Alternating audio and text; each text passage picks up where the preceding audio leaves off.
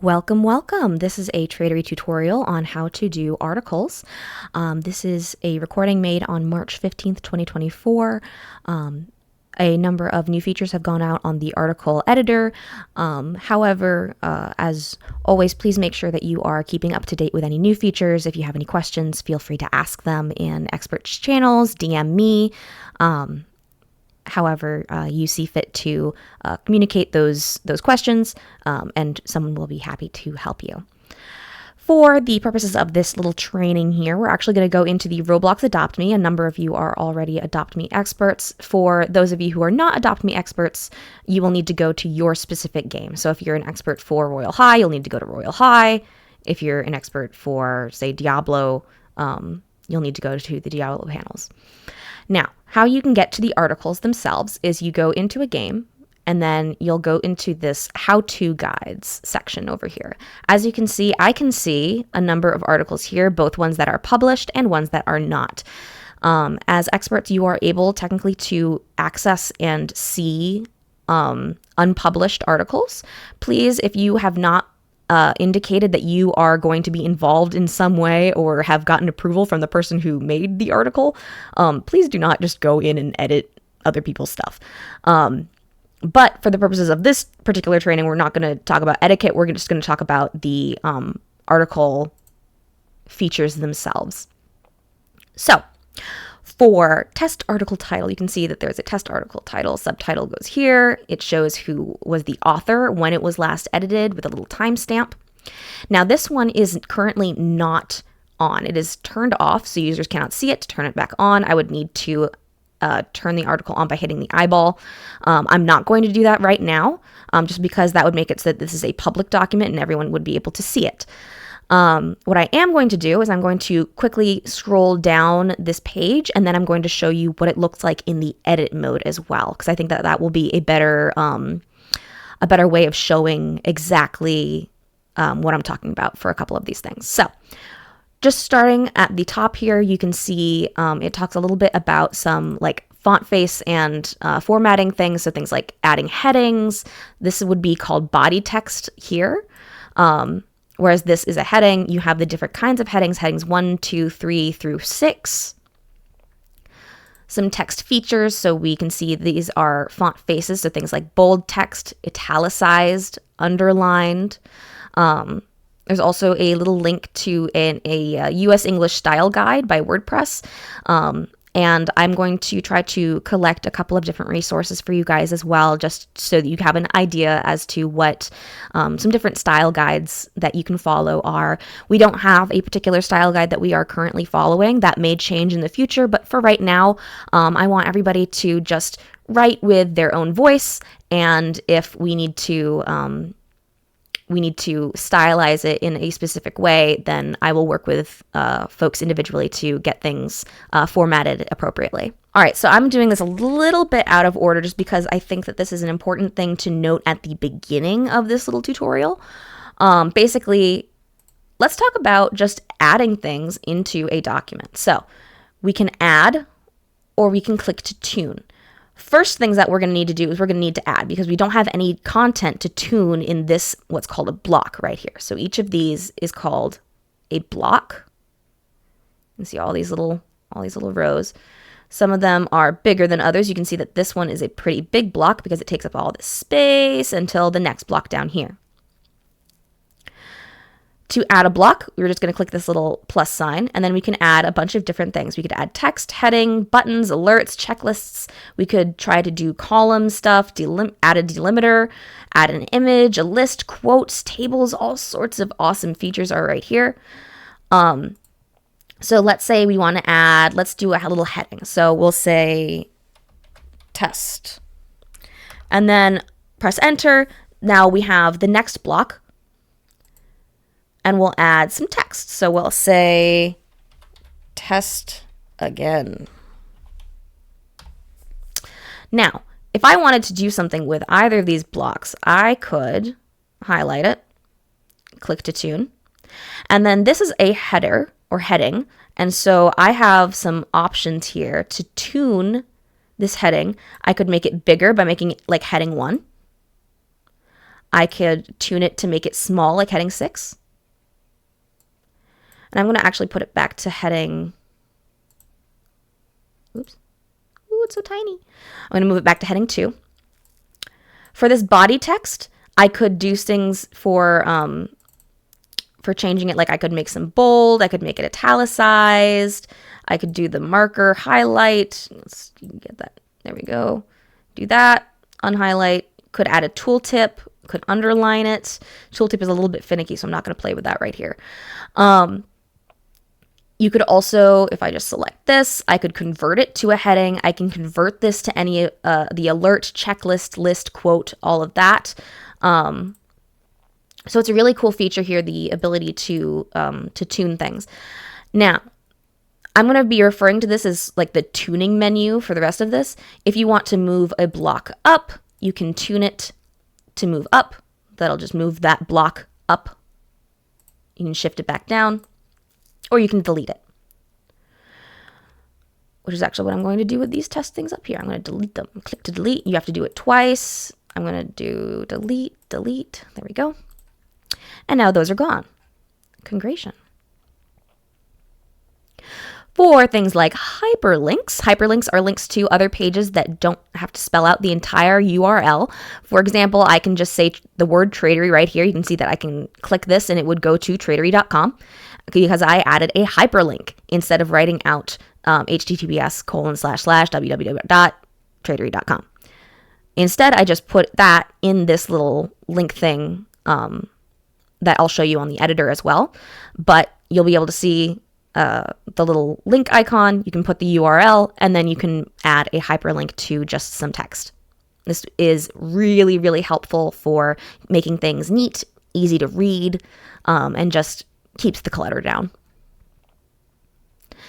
A note for links, please do feel free to link anything anywhere on Traderie. I actually really, really encourage you guys to, if you mention an item or a service, like link to the product page of those things. Having those cross references across the site actually really helps searchability. So if you want people to find your article and read what you've got, then that's actually a really good way of sort of helping traffic circulate throughout the site and helping traffic circulate into your articles. For the marker/highlighter tool, it's called marker, but it's a highlighter, guys. So you highlight text. It's pretty self-explanatory. The one thing that I would note for the highlighter tool is that be careful. This is just a personal nitpick of mine. Be careful to only highlight the text and not the space next to the end of your text. That's just a personal nitpick of mine. I personally don't like it when I see highlighted things overflowing into the next word a little bit. So just if you can, try to be as accurate as possible with what you're highlighting. Make sure that you're highlighting an entire word, not just a piece of a word, unless there's like some sort of reason to do that. But yeah. I'm getting a little in the weeds here. For tooltips, so, another thing just to quickly note, this right here, you can see this little box underneath the image. That is something that I'm actually going to talk to the devs about. The caption area for images always displays. I'm going to see if there's a way that we can hide that if there's nothing in that box. If it doesn't populate, then just hide that. But for right now, there's just a little box under there if you don't put any text in here. If I put text in there, that would appear. Similar to down here where you see the tooltips are hidden little messages. All right, so tooltips. A note, this feature is buggy. Please use it with caution. Basically, this is the kind of thing where if you hover over a word, so this is an example right here. Wow. Alrighty, well, the feature is buggy. I used it with caution, but apparently it doesn't like me anymore. Tooltips, what the intended result is basically if I hovered over this, it would say the text that's in here. So the body text appears to be about the same as heading 4. So what that is saying is the same size of this font is about the same as heading 4. That's all that's saying. But what should happen is I should hover over the word this, And this I had applied a tooltip to. So it should say that in a little box above this word when I hover over it. However, it's not working right now. So I'll have to put in a bug ticket for that. Buttons. Buttons can be created for an let me try that again. Buttons can be created for an extra aesthetic flair to links and references. Buttons seem to require being on their own line, so they can't be placed between words on a single line. So basically, I can't put a button like right here. It would have to be in its own line vertically. Pictured below is the UI, or the user interface, for creating a button. So you would say what you want the button to say. In this case, I've said button text, so that's the words that are on this button. And the link that it goes to is just traderie.com. So very similar to a hyperlink, it's just stylized a little bit differently. From here, you can set the button. You can toggle it on and off in the editor. That's what this little doohickey up here is. If I set this to toggle on, it would just show me this button text, and that would just activate it in the editor. So you can see what it looks like. You would also be able to untoggle it so that you can see this UI again. For alert boxes can be used to highlight a section of the text, visually break up something, or add author's notes. To create one, simply choose Alert from your editor menu, or hit Ctrl-Shift-A on the line you want the alert on. Then input the text that you want in the alert. Something that I do want to note about alert boxes, this is just something that I found while I was creating this document. To leave an alert box, so say you're doing stuff in an alert box, you will need to leave it. Like when you're done, you'll need to press the right arrow key. Do not hit enter. Don't do it. If you hit enter, what happens is it creates a line break that then will not go away even if you backspace. You can't leave. It won't let you leave. I don't know why it does this, but just a little finicky thing that I've discovered. Alert boxes can be left justified, which is what they are currently up here. They can be center justified, which means that all of these words would be centered. Or they can be right justified, meaning that they would all be hanging out here on the right side. If you want to adjust that, simply scroll down to the tuning options in your alert box to see what fits best. Actually, at this point, I'm going to go ahead and show you in the editor, just because I think that particular note, I think, is a lot easier to explain if you can see. So you see over here, we have add, we have click to tune. All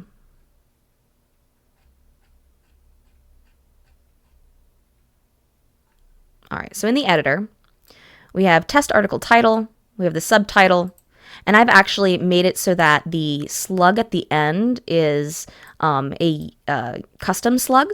Slug is just the word for whatever comes after in the URL. So for this, better slug. Instead, it'll say test. So if I go to this article, so let's see, actually, if I do this if I go over here, you can see up here, guides/test, that is the article's URL. Its slug has been replaced with just the word test. If I did not replace that, it would just be test article title as the slug. It just puts whatever the title is as the slug.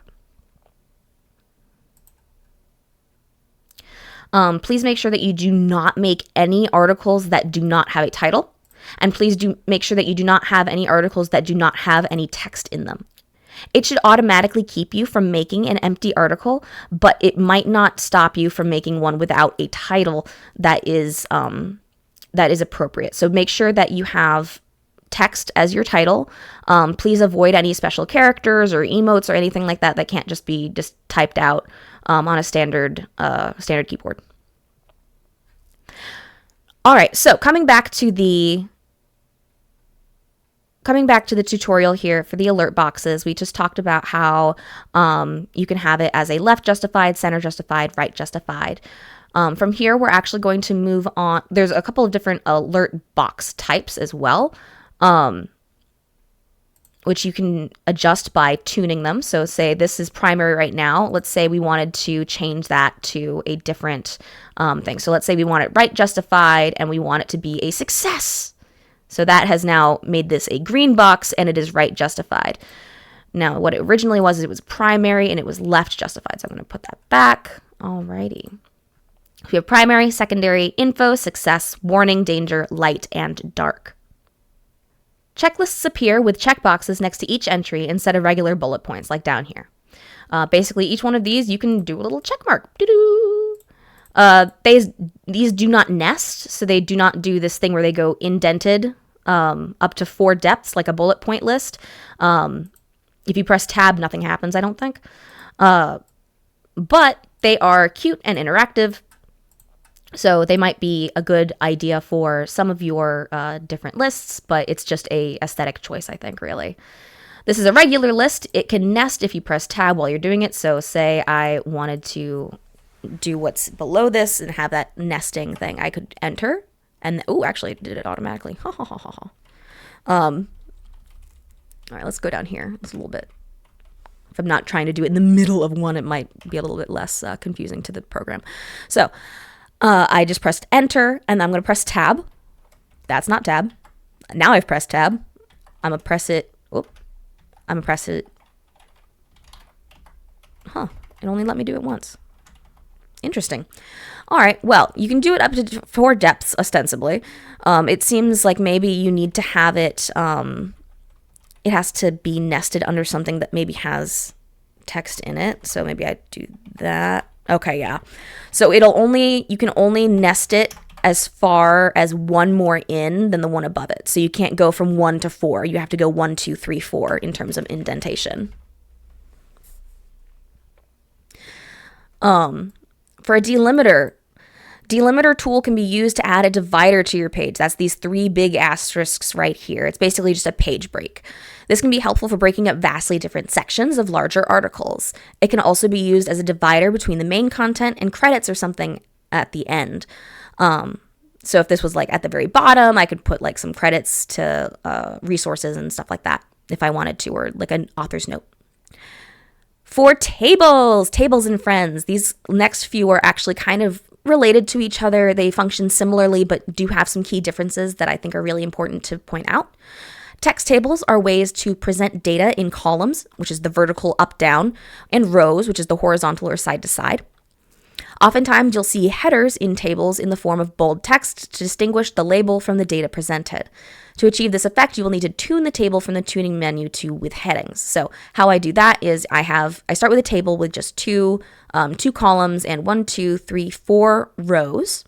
One of those rows is the headings row, which I have already tuned over here. You see this tune button. This is the with headings, without headings. I could move this block up or down or delete it.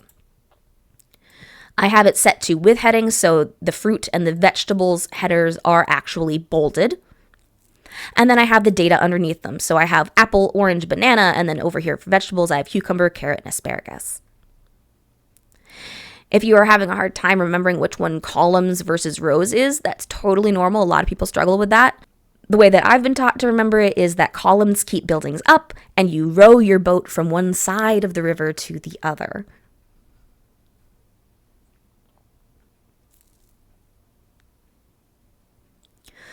Tables are generally going to be used more for things like numeric data. So if you have a lot of stuff with numbers that need to be labeled, you're going to probably find a lot more number data in tables than you might find in just columns or a captioned image.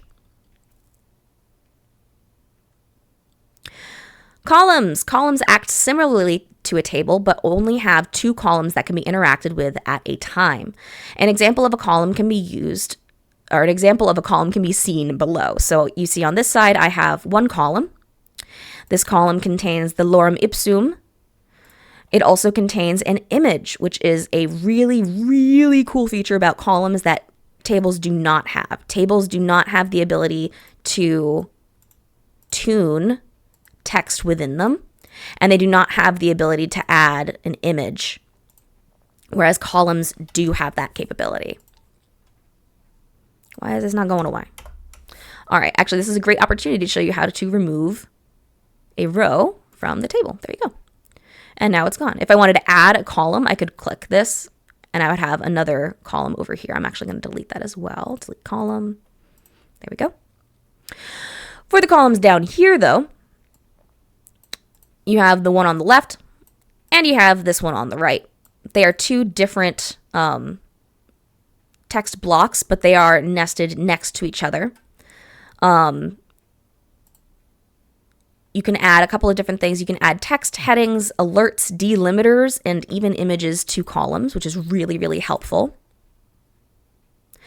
However, I will note, I forgot about this. This is good that I left this note here.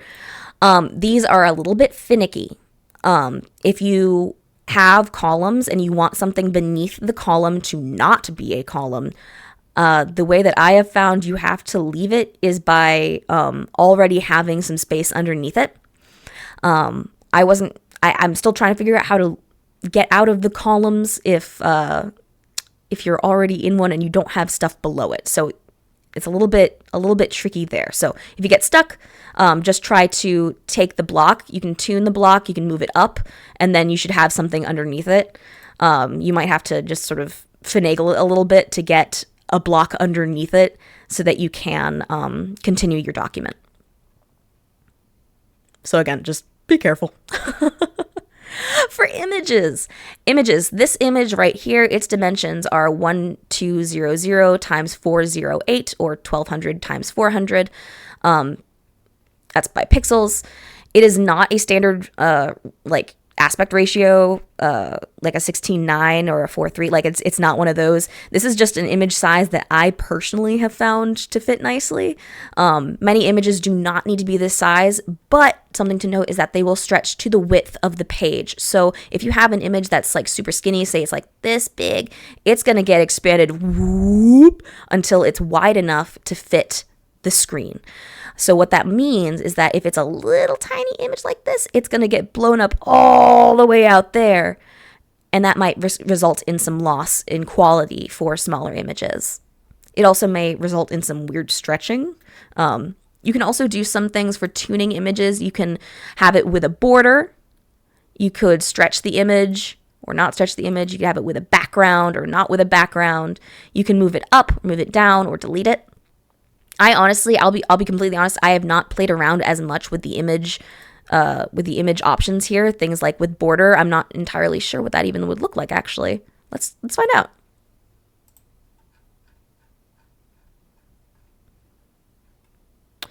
So with a border doesn't actually seem to do anything, but that's interesting. Next up we have this little thing down here. This is the caption area I mentioned earlier. Where if it's populated, this is where that text will show up. So the image above is, and then it just tells you what the dimensions are, as well as the explanation that I just gave. The text here, this is called a caption. You might also want to use something like a citation format for captions of images if you're taking things from other sources. For example, this image right here, I pulled these screenshots from a video on YouTube because I couldn't find any images elsewhere. But in order to properly cite those sources, I have in MLA citation here put the source. Unfortunately, I can't seem to format the font faces in here, so you can't do things like italicize certain bits or underline certain bits like you would in proper citation. But honestly, it's negligible. No one's really paying that much attention to that. For quotes function basically identically to the images thing, except instead of an image here, you would put some text. Please make sure that if you are doing a quote that you are citing your source. One of the things that is different, though, between quote blocks and image blocks is that you can adjust the font face and do some formatting stuff in the quotes, both in the quote block as well as in the caption block. Alrighty. Well, I hope that this is helpful in terms of just getting a better understanding of some of the tools at our disposal for articles. Thank you so much for watching. Bye.